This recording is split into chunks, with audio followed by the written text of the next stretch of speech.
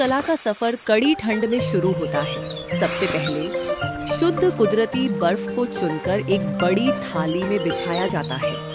ये बर्फ गेहूं के नन्हे बीजों को अंकुरित स्प्राउट होने के लिए जरूरी नमी और ठंडक देती है। इन बीजों को बर्फ के नीचे कई दिनों के लिए छुपा दिया जाता है। इस पुरानी तकनीक से गेहूं में वो मिठास पैदा होती है जो किसी भी कृत्रिम चीनी से बेहतर है। गेहूं के इन सुनहरे दानों को अब एक साफ सूती कपड़े पर बराबरी से बिछा दिया जाता है। ये कड़क ठंड का वक्त है।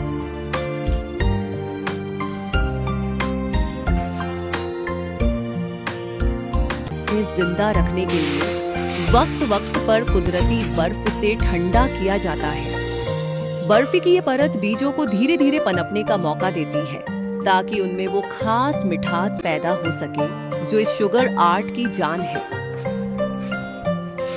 जब गेहूं के स्प्राउट्स बर्फ को चीरकर बाहर आते हैं तो इन्हें बड़ी नजाकत से काटकर धो लिया जाता है।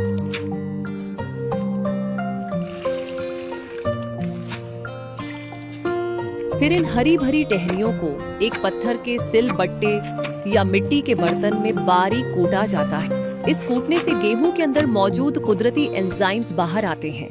अब कूटे हुए गेहूं को पकाए हुए चावल ग्लूटिनस राइस के साथ बड़े बर्तन में मिलाया जाता है। इन दोनों का मिलाप फर्मेंटेशन का एक जादुई अमल प्रोसेस शुरू करता है। इस मिश्रण को कई घंटों के लिए ठंड में छोड़ दिया जाता है।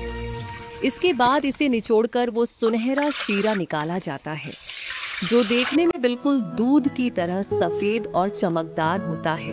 अब इम्तिहान है सब्र और आंच का। इस शीरे को लोहे की बड़ी कढ़ाई में घंटों पकाया जाता है।